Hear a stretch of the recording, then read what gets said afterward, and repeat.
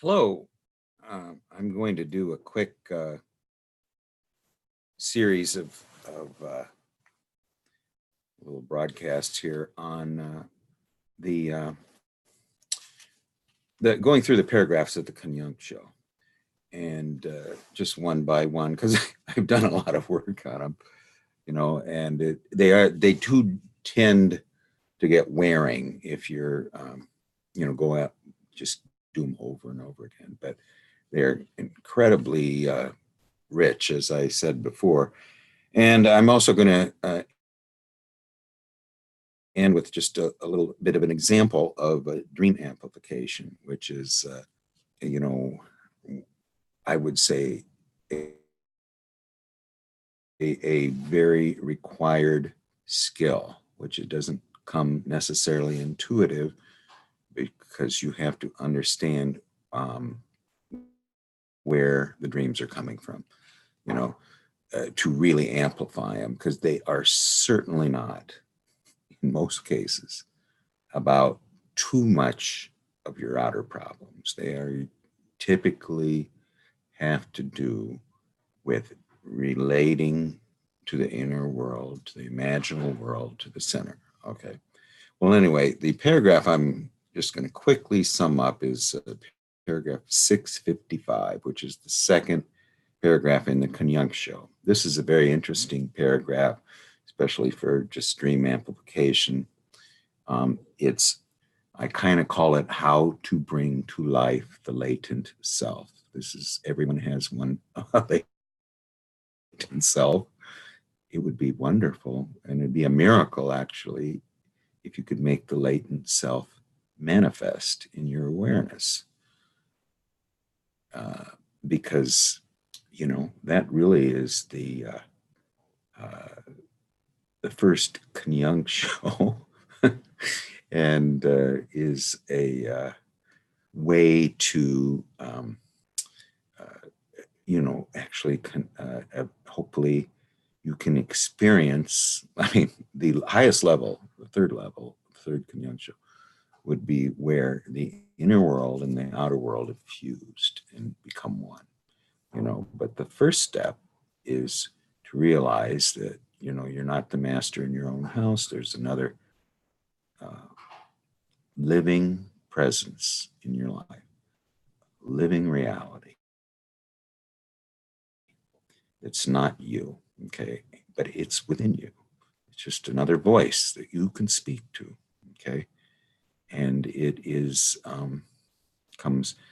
it's self-centric. In other words, it's focused on the center of the psyche, and yet it's not awake in us. The only time that we ever really experience it is when we're unconscious in dreams. It can then access awareness when we're asleep.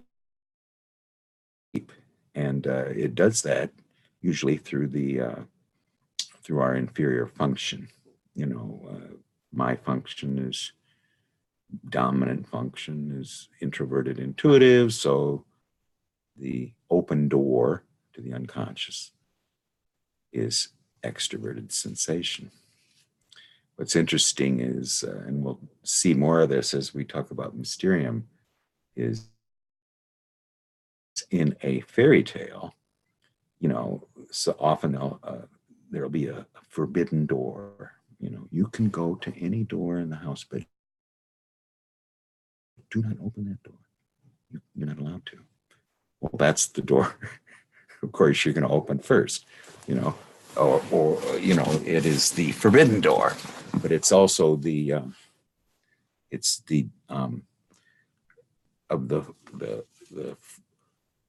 there's four axes in the outer world: north, east, west, and south. But there's four axes in the inner world, and that's two that are linked with nature. That'd be intuition and sensation. These happen to you. You don't need to do anything to have them happen to you. The other two are thinking and feeling. Now, these are more related to the conscious attitude. They're the rational functions. But anyway, let's go with 655, how to bring to life the latent self. Well, this is an interesting little paragraph here. It's not surprising, Jung says, that the adepts, that's the one who's doing the dialogue with the inner partner, tends to pile up synonyms to express the mysterious nature of the unknown.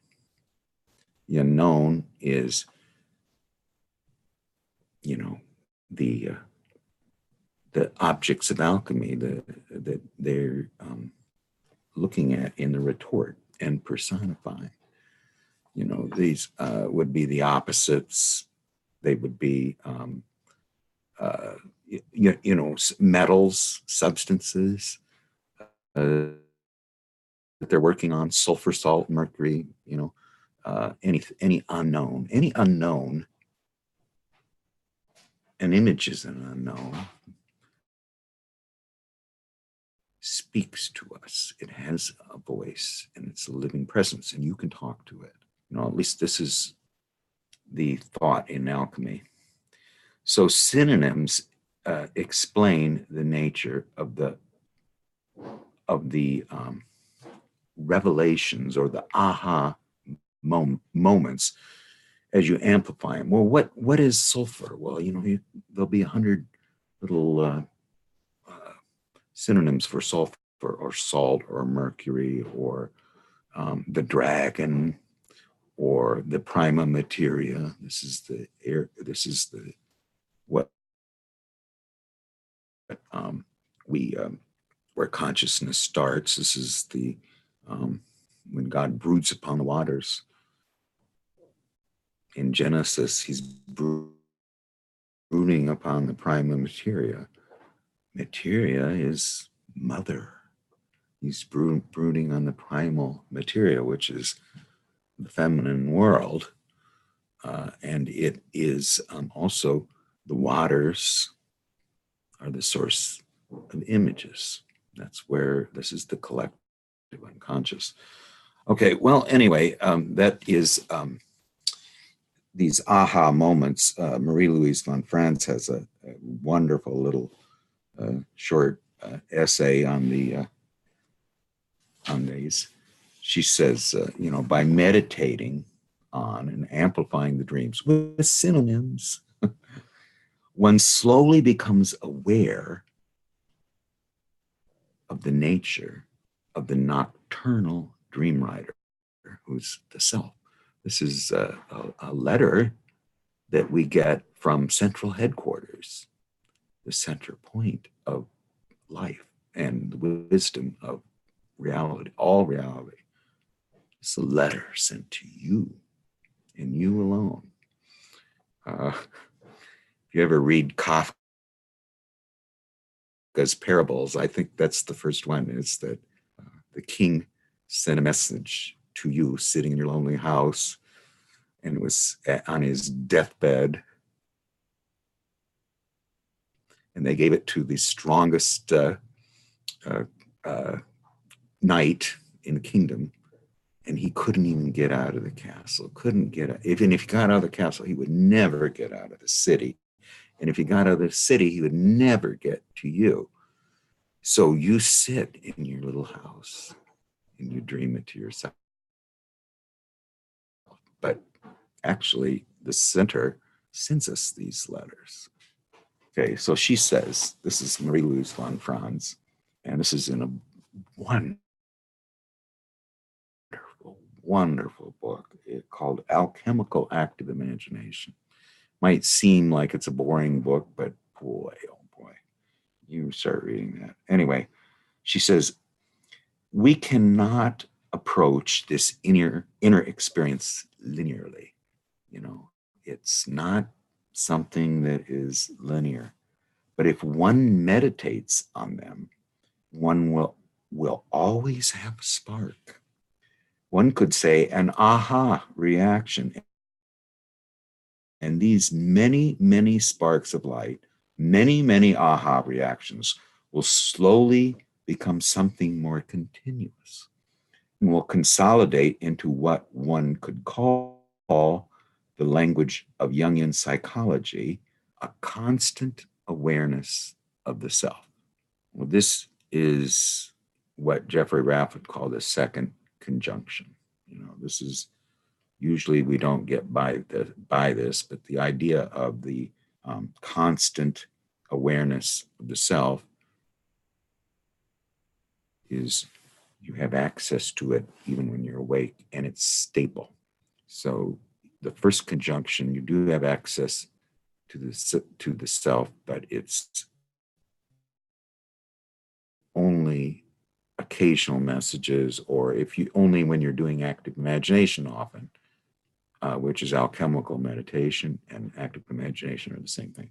But anyway, when you have through this many, many sparks of light, many, many aha reactions slowly become something more continuous and will consolidate in what one would call awareness, a constant awareness of the self. This exactly describes what we are trying to do in Jungian psychology. Every dream, and in alchemy, every dream, if it is really understood, not only with the intellect, but really emotionally understood, has such a shock-like aha effect upon one. If you do not have that, then you have not understood the dream yet. So you need this. This is a revivifying experience.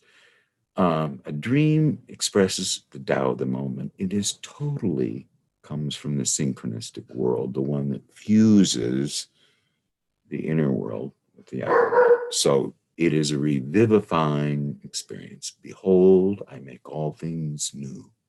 That's what the self always says in every dream.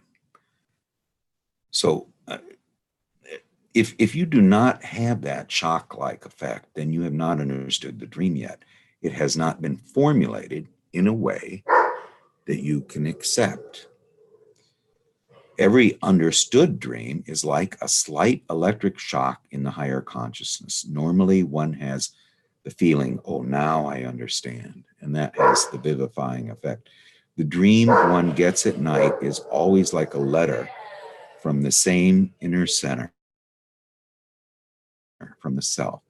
Every dream is that, and the writer of the letter is always the same, the self, the one thing, the quid. Therefore, if you go on for a long time having these aha reactions, you slowly become aware of the nature of the nocturnal letter writer. By the way, here's the barker. I don't know if you can see him. He's black, but he's been barking here. Sorry. He's coming over for a pat. That's always kind of a nice little thing. I was having an active imagination one time when I didn't feel very well. And, I said, hey, I'm too stressed right now. I can't do this active imagination, And suddenly the dog comes in for a pat. Not this dog, but the one who never comes in for a pat. And he's introverted, So anyway, I gave him a pat. And then after he left, I went back to my active imagination, and I said, did you send that dog? And my inner partner, Sophia, she says, the dog came. Synchronicity. I mean, this is what really is the world one enters when the self is manifest within them. Even when it's just not really manifest, when it's still somewhat unstable, you'll see things. I mean, my awakeness is every time I look at a clock, it's 11:11, 1:44, 4:44, 316. That's my first apartment was 3rd Avenue and 16th Street, but anyway. So we go on with this, just finishing it up. This from the self, the one thing, the quid.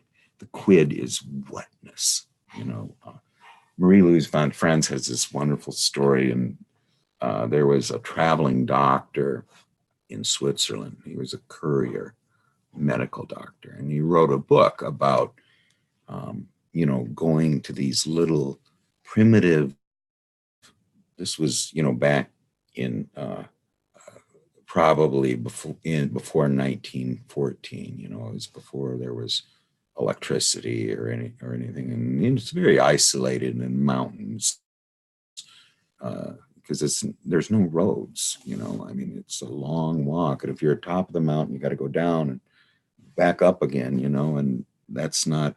And often in Norway they have this problem. If you live at the bottom of the mountain, you're in danger of an avalanche. If you live at the top of the mountain, it's a long way up. Sometimes when the bodies die or someone dies during the winter, there's no way of getting it down because the snow's too deep. So they have to wait till spring or take it down on a sleigh somewhere. One of my cousins, she was in her 90s. They asked her, Norwegian woman, they said, do you want to be buried in the church up on the mountain or the one down by the fjord? And she says, oh, on the one on the mountain. If I'm buried on the one by the fjord, my feet will get too cold. Well, anyway, so in this book that this Swiss doctor wrote, he told about, and Marie-Louise von Franz talks about it, is all of the people in Switzerland in this, they talked about something called it. What was it? It was just it. It was the quid. It's this what. It was a voice of nature that spoke to them. And one time there was a boy from the village who went up to work on one of the high farms where there was pasturing cows or goats, I don't know. But he's working there. And while they're working, he hears a voice, and the voice says, do you want me to let it go? It's a disembodied voice. And the farmer yells out, no, don't let it go. So then he just goes on with his work. And then, this boy from the village is puzzled by this. And the next day he comes back and they're working. And here the voice again says, do you want me to let it go now? And the farmer says, no, don't let it go. And so the boy doesn't ever want to come back. He's too spooked. So he goes back. The next day, the farmer is killed and his farm is wiped out by an avalanche. That's it. That's the quid speaking to him. Anyway, that's a little story about the quid. So then she finishes, therefore, if you go on for a long time having these aha reactions, you slowly become aware of the nature of that nocturnal letter writer, or constantly aware of the presence. It's here, it's speaking. And the reality, it's real. It's not you of the self, okay? Well, anyway, just to finish this little thing on the 655, numinous contents have a tendency to self-amplication. They form a nuclei for aggregation of synonyms. Edinger has, I don't know if I have access to that, but let's see if I do. Let's see here. Ooh. All right, let's see. Well, I don't have it actually. Maybe I don't. Let's see here. Let's see if I've got access to it. Let's see here. Well, anyway, no, maybe I do. Let's see here. Downloads. Okay, and let's see. Here it is. Here it is. Let's see if I can get that up there. Okay, this is the a I don't know if you can see that, but it's a picture of of the associations that Edward Edinger made with the blood of Christ. Now, that's synonyms for an unknown, the blood of Christ. Now, why did he do this? He did this because he was at a talk one time, and he was having a wonderful talk. It was about something, I think, to do with Greek philosophy, and he'd really done a lot of work on it. And someone asked a question, and it was, he doesn't like his, you'll notice he doesn't like his train of thought interrupted, and he kind of gave a flippant answer to the guy, and he felt bad about it. And so later he apologized to the man, but the man was obviously wounded and really didn't accept the apology. So on the way home, Edinger felt terrible. You know, he felt horrible, and he did an act of imagination about it. And during the act of imagination, the blood of Christ appeared in a bowl that you'd normally wash Christ's feet with, but it was the blood of Christ. And the voice said, "Put your feet in that." And Edinger said that he thought during the act of imagination, "I put my feet in there, it will burn my feet off. I mean, my feet will disappear." And so he tells this voice, "If I put my feet in there, my feet will my feet will be gone." And the voice tells him that is what would have happened if you'd put your feet in there. And they said, "These images are real. Don't play around with them." So that so shocked Edinger that he came up with this diagram. But anyway, that is that's the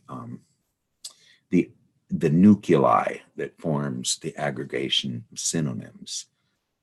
Synonyms are also the elements that need to be united. So, I mean, as you come up with these synonyms, they need to be united.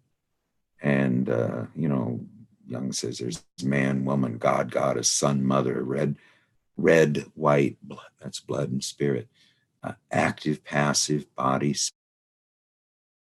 spirit. And then he has this wonderful saying that the way is long and obscurely mystical, at the end of which yang and yin come together. And of course, the way, the road, is the amplification of an unknown. If you amplify unknowns, give them synonyms, like you would with the dream that Marie-Louise von Franz described, that give you the aha moments when it's your own image. It really doesn't work with somebody else's image. So you have to get your own images and have these aha moments. You're going down the road that's obscurely mystical, and at the end of which yang and yin come together. Well, and then at the end, Jung describes the creation of opposites, and the creation of opposites which create these elements that you need to be united. It's a little obscure. I mean, I'll just repeat it, Fire creates air, air creates water. Fire acts on it, on air and creates sulfur. Air acts on water and creates mercury. Water acts on earth and creates salt. Earth acts on nothing, so it produces nothing. But it's the nurse and matrix of the self. Of course, earth is the mother. It's the deep ground, the realm of the mothers. Okay, then what's produced is the sulfur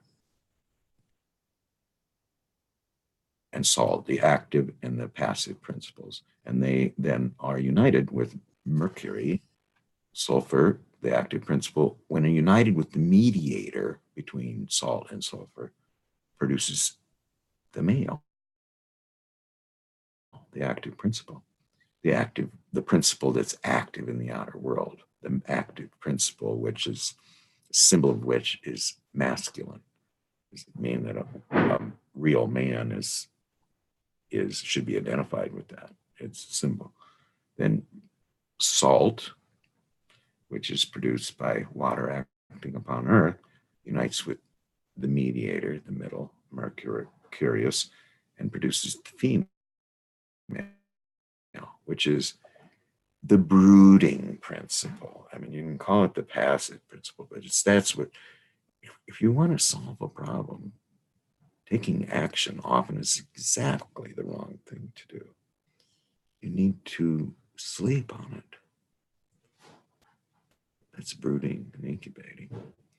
And then you'll know what to do after you've brooded and incubated. You know, it's also the way of the Tao versus Confucianism. Confucianism is the active principle.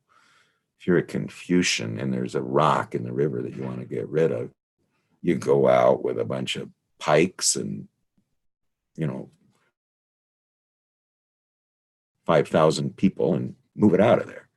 But the Taoist says, oh, if you just wait for 3,000 or 4,000 years, it'll be gone. The river will get rid of it. That's the brooding and the incubating. And together, the active and the passive principles, or the principle of action and the principle of brooding and incubating, produce the incorruptible one, who's the eternal, the quinta essentia. Okay. The quinta essentia, which is the fifth essence, a totality is a four. The personification of the four is the quinta essentia. And the incorruptible one is the personification of the four and the product of the circle that's formed by really there would be two binaries in male and female, which would be male anima, female animus.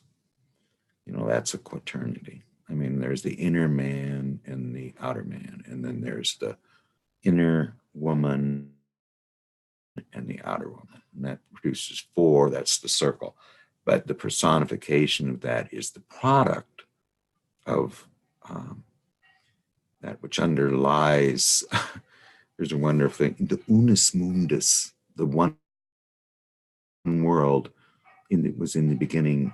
This is the collective unconscious. This is the mountain of no differences, which contain all knowledge. It separates into two. It separates into heaven and earth. Okay, but there's actually a third that underlies heaven and earth. Heaven is the imaginal world. Earth is ordinary reality. What underlies that, the third, is what I think the best term for it is the philosopher's stone. It's that which it's the mediating place where the inner world and the outer world come together in the philosopher's stone. But it's called the holy bond of matrimony, but marriage is the third. So you've got the imaginal world, you've got ordinary reality, and then underneath you've got the bonding, whatever that is, or the third. And that's what's also called the tridium quid. And then Jung says quadrangle answers quadrangle, so that means there's a totality in the outer world and a totality in the inner world, which are acting together, I mean, this is what often happens in myth. Myths really happened not in the outer world. They were an event in psyche. You know, during the evolution of consciousness and the Tao of whatever astrological age you were in, whether it's Taurus, the bull, or Aries, the ram, or Pisces, the fish, or Aquarius, the water bear, there is a drama that occurred, but it didn't occur in the outer world. That some of the images came from the outer world, but the drama occurred in the psyche, and it somehow became known to those whose eyes and ears were open to the song of the universe.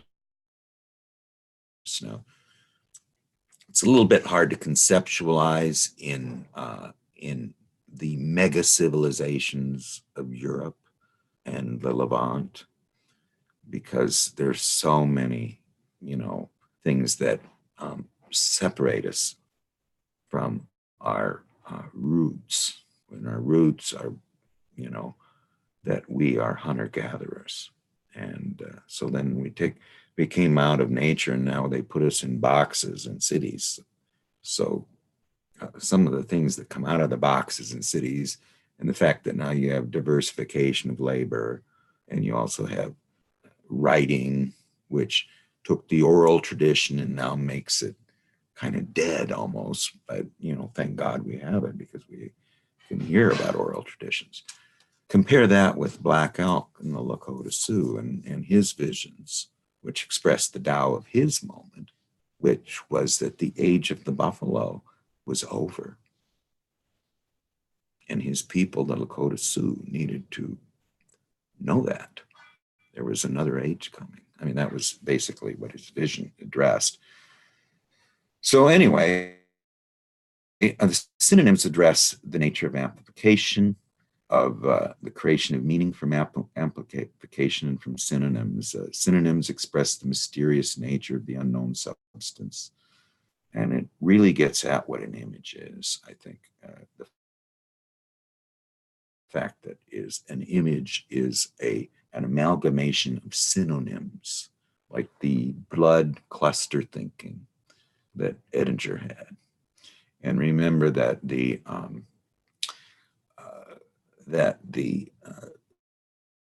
there's cluster thinking and is imaginal thinking. This is superior to the directed thinking that's so powerful in the conscious world, that can create iPhones and create, supersonic jets that fly themselves, and the internet and everything else like that. That's the directed thinking.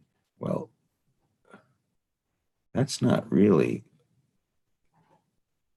what the self is interested in. This is what the conscious attitude is interested in. Said, oh, aren't we wonderful? Okay, we created an iPhone and the internet. You can Google on it and Facebook and stuff, but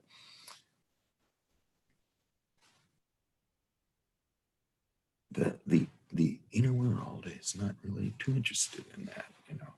That's one thing you've got to realize when you're amplifying these nocturnal letters that come from the self. So you express the mysterious nature of the substance, of the unknown substance, by synonyms. And you get the synonyms. Where do you get the synonyms? Well, you can say, oh, well, I thought this association and that association, this association, that association. Well, that's when you're doing it, just while you're just sitting there. But if you would meditate and do an inner dialogue with an inner figure and ask them those questions, they would give you a different answer. And I thought I would just give you a quick example of a possible, a way to interpret dreams. Let's just call it that. I just do one of my own here. Let's see if I can find it. Let's see. Is this it? I don't know if that's it or not. I think this is it. Yeah, right here. Okay, well, this is a dream that I had.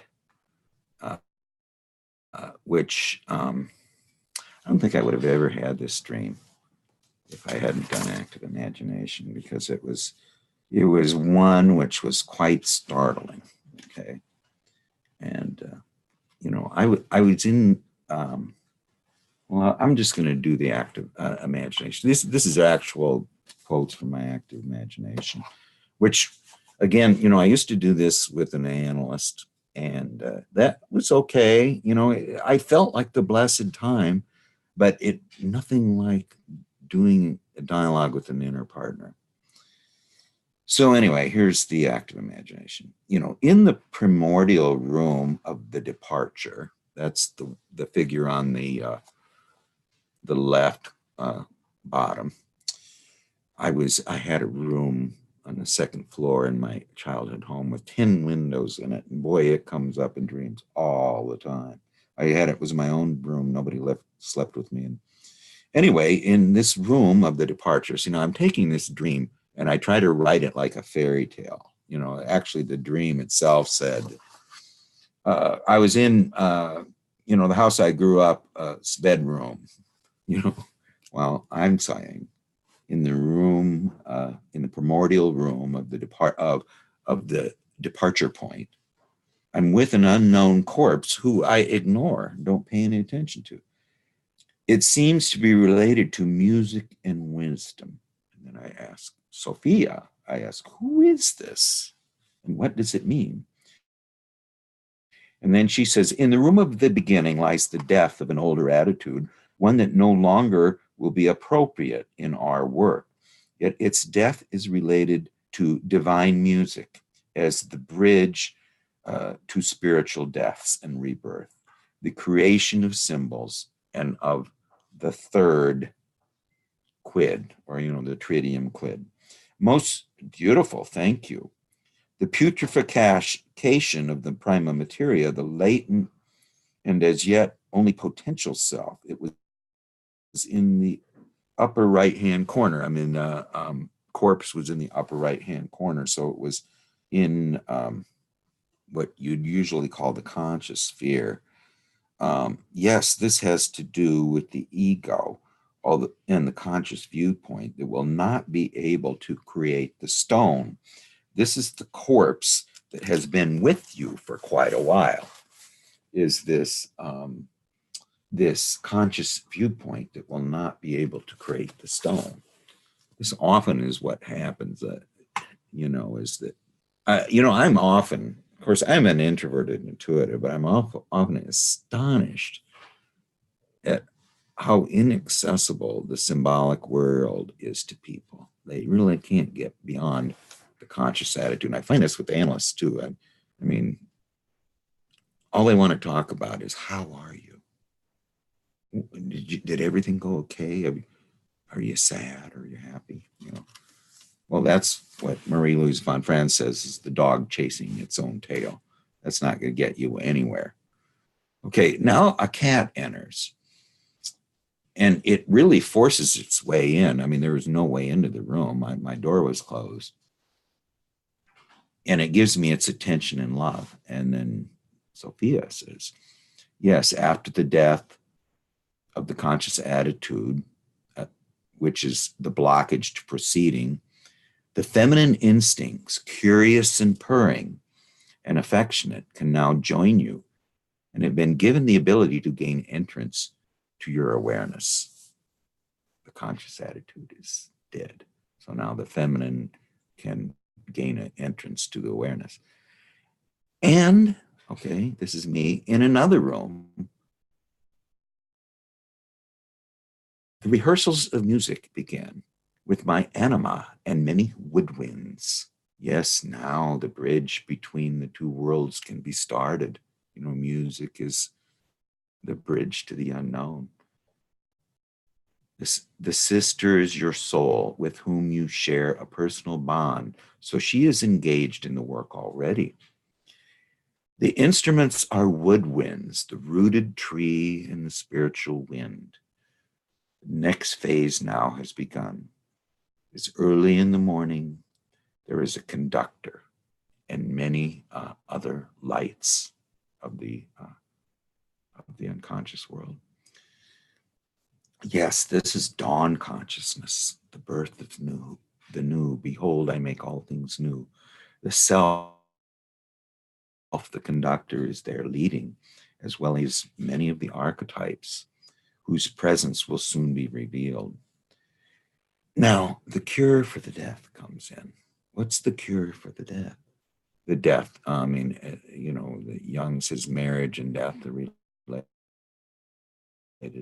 Death and rebirth are related. So before you can be reborn, before you can unite the opposites, a death needs to occur. The cure for the death is the book of Enoch, read by Thoth. And from the one and the three, which is the four, comes the five. And the number 135 appeared in the dream, 135. And Sophia says, and from the one and the three come the five. So from the one comes three, which is a four, and the personification of the four is the book of Enoch, which is a five. Now, what was interesting about this dream is I know nothing about Enoch. Enoch is a book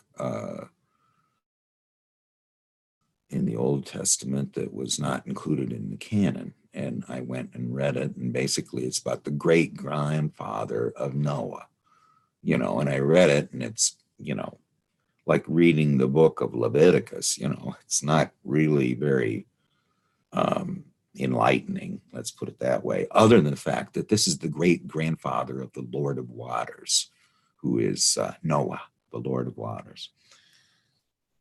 And then some water appears sloshing, and you can see that in the lower right-hand corner. And first, it is unbelievably clear, but as it sloshes around, it becomes coagulated or murky.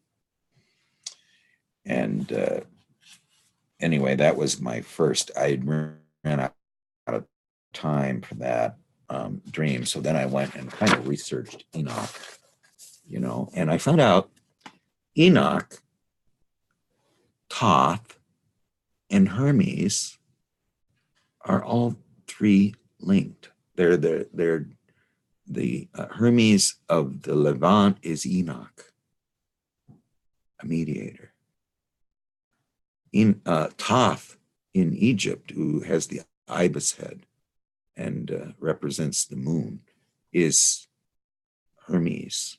They also often call him Hermes Thoth, who wrote the Emerald Tablets, Hermes Thoth, So anyway, I did not know that. I had no idea. So the fact that the dream presented this was completely startling, because this was a mythological connection I had no idea of, and I don't know many people that know that Enoch, Thoth, and Hermes are the same person.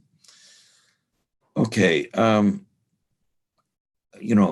music is the bridge to the inner world. The image is the spirit, yet it requires practice and a conductor. It also requires dawn consciousness. The cure for the death of the earlier figure, the unnamed corpse,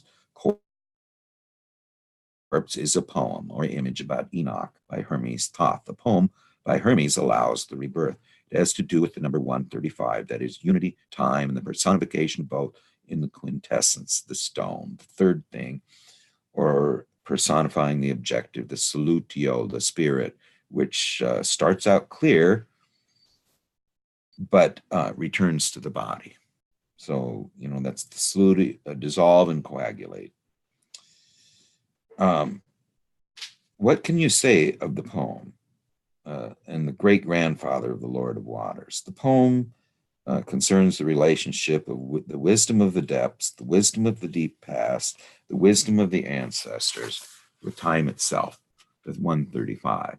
The poem, of course, describes the production of the stone within the place where the inner and the outer worlds reside, where the death, where death and unity coexist and engage in the words of meaning that create the symbols which harmonize the two worlds, the inner and the outer world, or fuse them, and leads to the insights that manifest in the depths, the wisdom of the depths in the outer world. This is the poem. The poem, the stone, the poem and the stone are one and speak the same thing. So anyway, I just want to kind of finish with the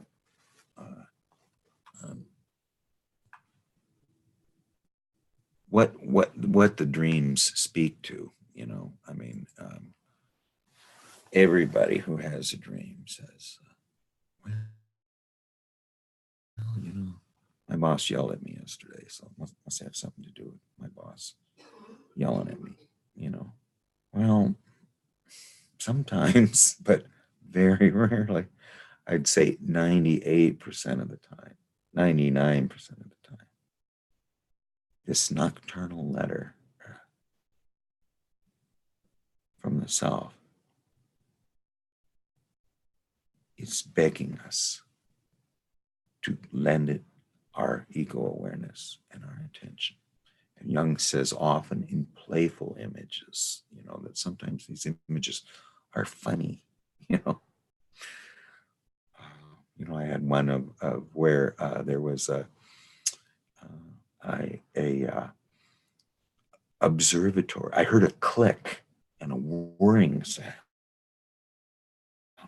And I look, and there's an observatory, and a telescope is coming out. But the telescope is pointed downwards, and the observatory is upside down and hanging up from a cloud. And that was followed by a dream where I took my hands and pointed them towards the earth, and water poured out of my hands. This is what irrigates the lower worlds.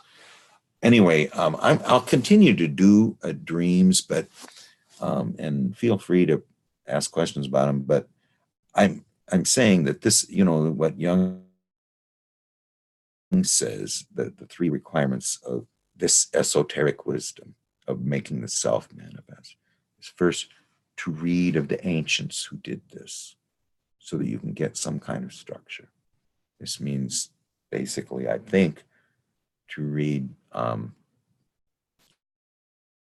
Jung's books on alchemy, read particularly Jeffrey Raff's, because they're so accessible. His books are on alchemical active imagination. There's one on the wisdom of Sophia. There's one on the wounded God. And then there's one on the ally work. Now, the ally work is beyond the third Jung show. So, I don't know if I'll ever get to that point, but Jeffrey Raff has. So, and then the other ones are the ones by Marie-Louise von Franz. And there's also a book by someone about where she pulls all of Jung's active imagination together, and that's a very good kind of a synopsis. As far as dream interpretation, you can get that from Psychology and Alchemy, and also the wonderful new book that came out of the dreams of Wolfgang Pauli from a seminar Jung did. And also, of course, the Visions seminars, 1,100 pages of amplifying the visions of Christiana Morgan from the Vision seminars, which I believe is the most beautiful book on earth. I don't think there's any book more beautiful than Visions. And of course, I think that's the main place. And of course, any book by Marie-Louise von Franz on the interpretation of fairy tales. I would really like to do some readings here from her book on the feminine in fairy tales. This is a wonderful book, both for men and women, because it enlightens women on how the feminine appears in the inner world. It enlightens men who have no access to the feminine world. That's what Sophia told me. She says, you have zero knowledge of the feminine world. You don't know anything about it. So don't even, you think you know so much, but you don't know about the feminine world. So you don't know very much. And, this was this image of where I'm, do a 10 minutes of meditation, go through the 7 gates with the Nana, remove my garments until I'm in the wedding dress that God gave us when we left Eden, which is nothing. This is really this extraction of the soul. And I speak a little bit with Persephone, and suddenly a hand reaches up to me, and I take it. Now, this is something very important. You'll have these flashing images.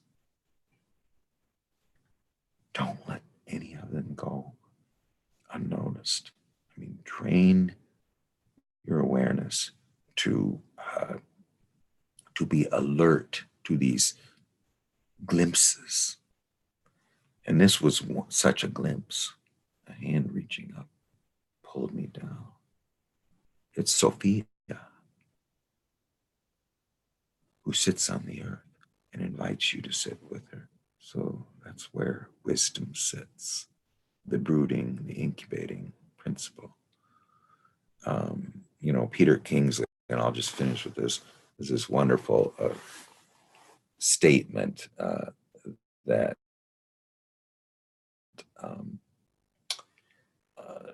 he says that people ask him about incubation. And now he's talking about Empedocles and Parmenides and the pre-Socratic mysteries of Greece, okay?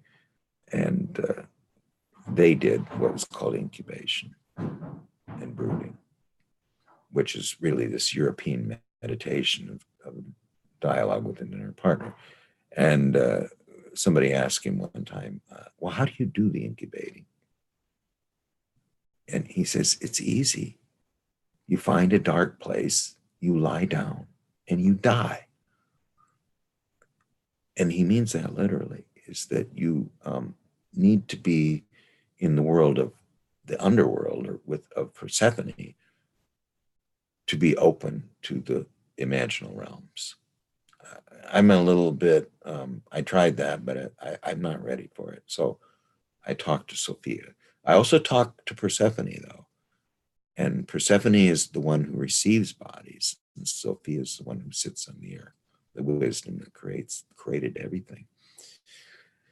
But anyway, I know another thing, Peter Kingsley is very likes to shock a lot. And the Catafalque is a wonderful book. I compare it to the Red Book as far as how it shocked me.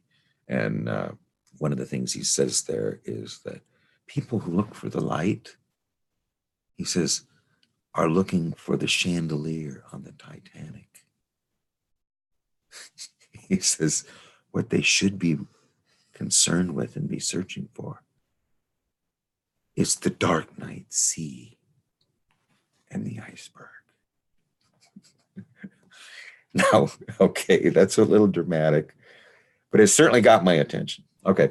Well, anyway, I just thought I'd do a little of these every once in a while, and because I do a lot of work on these, and I hate for it to go to waste.